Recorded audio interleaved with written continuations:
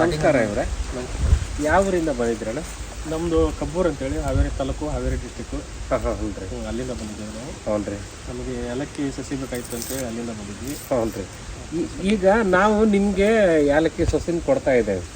ಸಾಮಾನ್ಯವಾಗಿ ಅಲ್ಲಿ 2 ಅಡಿ ಆಗಲ್ಲ 1 ಅಡಿ ಆಳ ಗುಂಡಿ ಮಾಡಿಟ್ರಿ ಅಂತ ನಾ ಹೇಳಿದ್ದವ್ರು ಸರ್ ಮಾಡಿದಾರ ಅಂತ ಹೇಳಿದಾರೆ. ಹೌದು, ಮಾಡಿದ್ದಾರೆ. ಈಗ ಇಲ್ಲಿ ನಿಮಗೆ ಇಲ್ಲಿ ಕಾಣ್ತದೆ ನೋಡ್ರಿ, ಅಂದಾಜಿಗೆ ಇದು 3 ಇದಾವೆ ಇದರಲ್ಲಿ. ಹೌದು, ನಾವೀಗ ಕೊಡಕತ್ತೀವಿ, ನಾವೇನು ಅಲ್ಲಿಗೆ ಬರಲ್ಲ, ನೀವೇ ಹಚ್ಕೋಬೇಕಾಗತ್ತೆ. ಯಾರು ಇದ್ರಾಗ 3 ಇದಾವೆ, ಇದನ್ನು 3 ಮಾಡಿ ಹಚ್ಚೋಣ ಅಂತ ಹೋದ್ರೆ ಇದು ಸತ್ತೋಗುತ್ತೆ.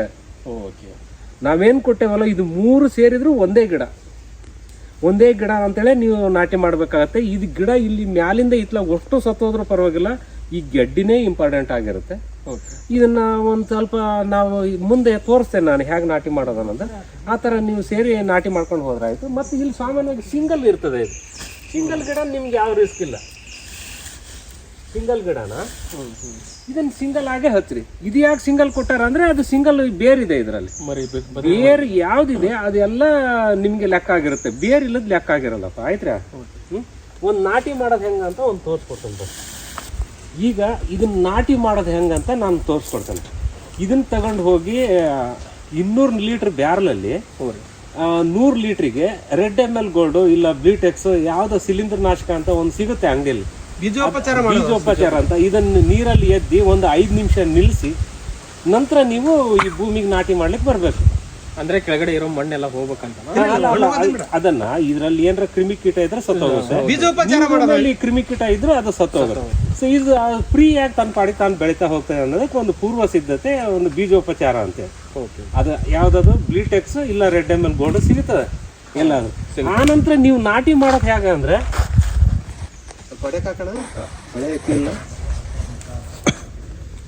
ನೋಡ್ರಿ, ಈಗ ಅಲ್ಲಿ ನೀವೆಲ್ಲ ಮಣ್ಣೆಲ್ಲ ರೆಡಿ ಮಾಡಿರ್ತೀರಲ್ವಾ,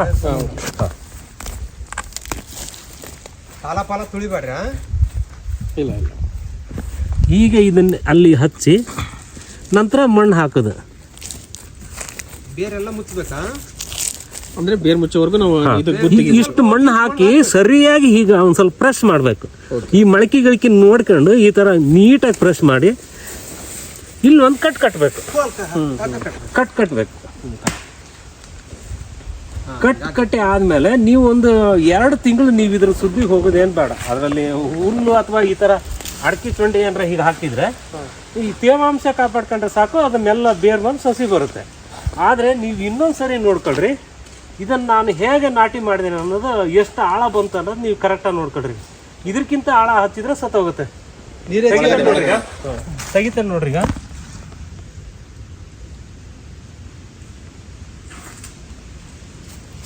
ಎಷ್ಟು ಆಳ ಇತ್ತು? ಇಷ್ಟೇ ಆಳ ಇತ್ತು. ಜಸ್ಟ್ ಬೇರ್ ಮಾತ್ರ ಮುಳುಗಬೇಕಷ್ಟೇ. ಇಷ್ಟು ಆಳ ನೀವು ಹಾಕಲೇಬೇಕು. ಇದ್ರ ಆಳಕ್ಕೆ ಏನಾರ ಇಲ್ಲಿ ಹಚ್ಚಿದ್ರೆ ಇದು ಸತ್ತೋಗುತ್ತೆ. ಪಾಪ ಗಿಡ ಕೊಟ್ರಿ, ನಾವು ಗಿಡ ಕೊಟ್ವಿ, ನೀವು ರೊಕ್ಕ ಕೊಟ್ರಿ, ನಾವಲ್ಲಿ ಬಂದು ಹಚ್ಕೊಡಕ್ಕಾಗಲ್ಲ. ಹಾಗಂತಂದು ನೀವೇನ್ರ ಅಧಿಕ ಪ್ರಸಂಗ ಮಾಡಿ ಇಷ್ಟಕ್ಕೆಲ್ಲ ಹಚ್ಚಿದ್ರೆ ಸತ್ತ ಹೋಗುತ್ತೆ ಅಂತ.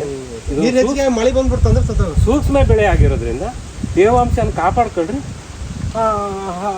ಹಸಿ ಆರ್ದಂಗೆ ನೋಡ್ಕೊಳ್ರಿ ಅಷ್ಟೇ. ಇದ್ರದ್ದು ಕೆಲಸ ಮುಗಿತ್ರ. ಈಗ ನಿಮ್ಮನ್ನು ನಾನು ಹಂಗೆ ಸುತ್ತಾಡಿಸಿದೆ. ಎಲ್ಲರ ಮನೆಯಲ್ಲಿ ಓದ್ಕೊಂಡಿದ್ದಾರೆ, ಪಾಪ ಅವ್ರಿಗೆ ಜಾಬ್ ಸಿಗ್ತಾ ಇಲ್ಲ. ಕೃಷಿ ಮಾಡ್ಬೇಕಂತ ಪರಿಸ್ಥಿತಿ ಬಂದು ಹೋಗ್ಬಿಟ್ಟಿದೆ. ಜಮೀನು ಇರೋರು ಮಾಡಲಿ, ಪಾಪ ಎಲ್ಲರಿಗೂ ಅವಕಾಶ ಇದೆ ಅಲ್ವಾ. ಅಂತ ರೈತರಿಗೆ ನೀವು 1-2 ಮಾತು ಹೇಳೋದಿದ್ರೆ ಹೇಳ್ರಿ.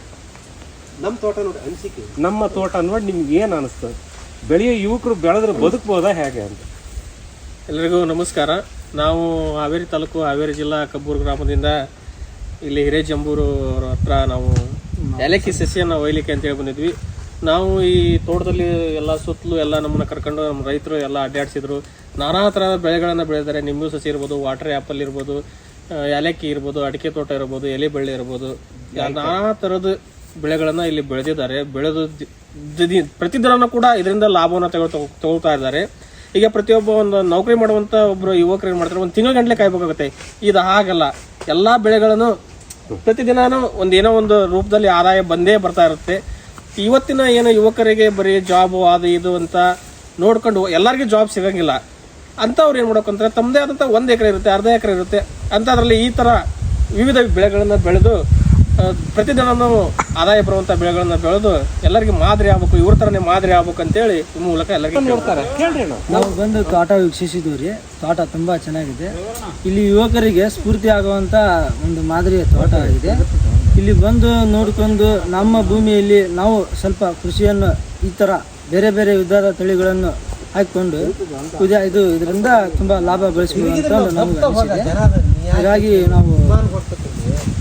ನಾವು ಯಾರಾದರೂ ಇಲ್ಲಿಗೆ ಬಂದು ವೀಕ್ಷಣೆ ಮಾಡಬೇಕು, ಈ ತೋಟವನ್ನು ಮಾಡ್ಬೇಕು ಅಂತಂದ್ರೆ ಇಲ್ಲಿ ನಮ್ಮ ರೈತರ ಇರ್ತಾರೆ. ಇದೇನು ದೂರ ಇಲ್ಲ, ಇಲ್ಲೇ ಸಿರಾಳಕೊಪ್ಪದಿಂದ ಹಿರೇಜಂಬೂರು ಅಂತ ಇದೆ. ಹಿರೇಜಂಬೂರಿಗೆ ಬಂದು ಇವರಿಗೆ ಫೋನ್ ನಂಬರ್ ಇರುತ್ತೆ.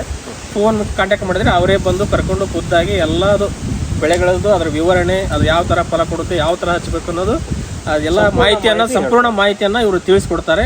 ಈ ಮೂಲಕ ಎಲ್ಲರಿಗೂ ಯುವಕರು ಯಾರಾದರೂ ಆಸಕ್ತಿ ಇದ್ದವರು, ತೋಟಗಾರಿಕೆ ಬೆಳೆಗಳನ್ನು ಮಾಡೋಂಥವ್ರು ಯಾರಾದರೂ ಇದ್ದರೆ ದಯವಿಟ್ಟು ಬಂದು ನಮ್ಮ ರೈತರಾದಂಥ ಉಪಯೋಗ ಪಡ್ಕೊಂಡು ಹೋಗ್ಲಿ. ನಮ್ಮ ಹೆಸರು ಚಂದ್ರಪ್ಪ MC ಏಲಕ್ಕಿ ಅಂದ್ರೆ ಚಂದ್ರಪ್ಪ ಅವ್ರದ್ದು ಯೂಟ್ಯೂಬ್ ಕೂಡ ಚಾನಲ್ ಇದೆ, ರವಿ MC ಅಂತೇಳಿ.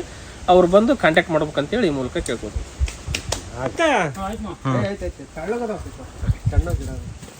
ಹಂಗೆ ಈ ಕಡೆ ಹಿಂಗೆ ಬಿಡ ಹಾಕ್ರ.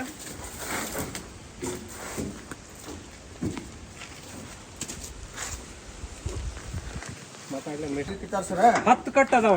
10 ಕಟ್ಟ ಸರ 50 10 ಕಟ್ ಕೊಟ್ಟಾರ. 50 ಕಟ್ ಮಾಡ್ಯಾರ ಸರ್ ಅವ್ರು. ಈಗ ನಾವು ಬರೋದ್ಕಿನ ಕೆತ್ತಾರ ಸರ್ ಅವ್ರು. ಆಮೇಲೆ ಎಕ್ಸ್ಟ್ರಾ ಗಿಡನೂ ಹಾಕೇನ್ ಸರ್, ಎಕ್ಸ್ಟ್ರಾ ಗಿಡನೂ ಹಾಕಿದ್ದೇನೆ.